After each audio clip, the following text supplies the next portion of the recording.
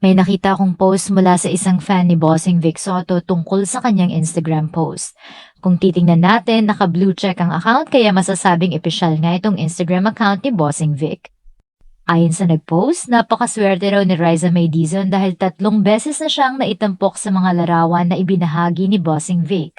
Dagdag pa niya, kilala si Vic Soto bilang isang pribadong tao na hindi basta-basta nagpo-post sa social media.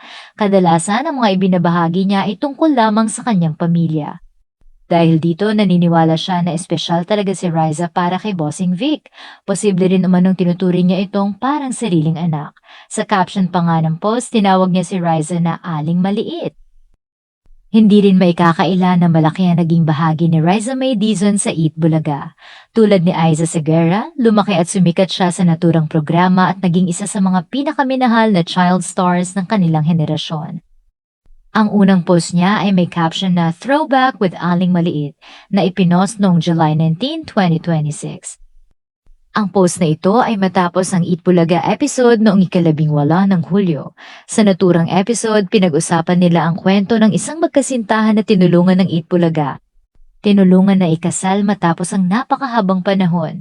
Ayon sa kwento, umabot na sila sa senior citizen age bago nakapagpakasal dahil hindi umano pumapayag ang kanilang mga magulang at may alitan ng dalawang pamilya.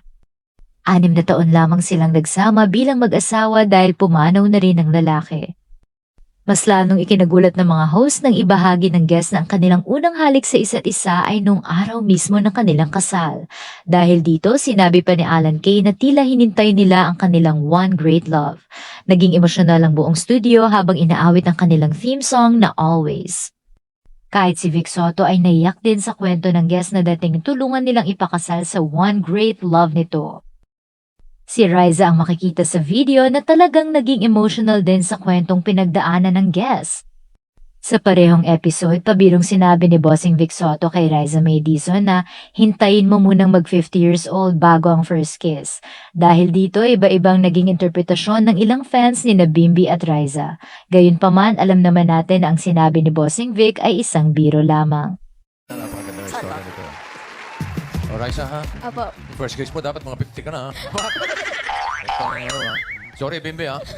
At agad sinagot din ito ni Bimbi na si Riza raw naman ay worth the wait. Riza's worth the wait. Second post, July 22, at sinundan naman ng isa pang post kamakailan lang na may caption uli na Aling Maliit.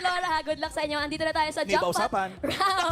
Ang post na ito ni Bossing Vic Soto ay ibinahagi ay after noong sa segment na Sugod Bahay, kung saan may contestant na ang payong niya ay tinawag niya na Bridal Umbrella, na mukhang ikinagulat ng lahat dahil sa kinasal na ng mga fans ang Maybe.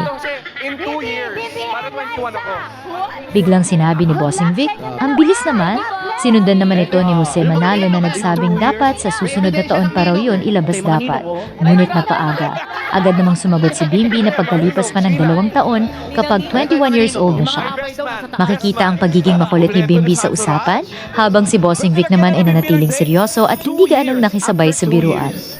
Dahil marahil sa naging mabilis na pangyayari, nagbahagi si Bossing Vic ng isang throwback post. Dahil dito, may ilang fans na nagbigay ng kanilang sariling interpretasyon at nagsabing tila may alam ang mga taga-Eat Bulaga tungkol sa estado ng relasyon ng Maybe. Bakit kaya napapa-throwback si Bossing Vic sa mga lumang selfie nila ni Riza noong bata pa ito? Ano sa palagay nyo? Maybe fanatics? Share your thoughts on Bossing Vic Soto's Instagram post featuring a selfie with Aling Maliit. Do you think it's connected to the recent surprising events involving Maybe and Eat Bulaga? Let us know your thoughts in the comments.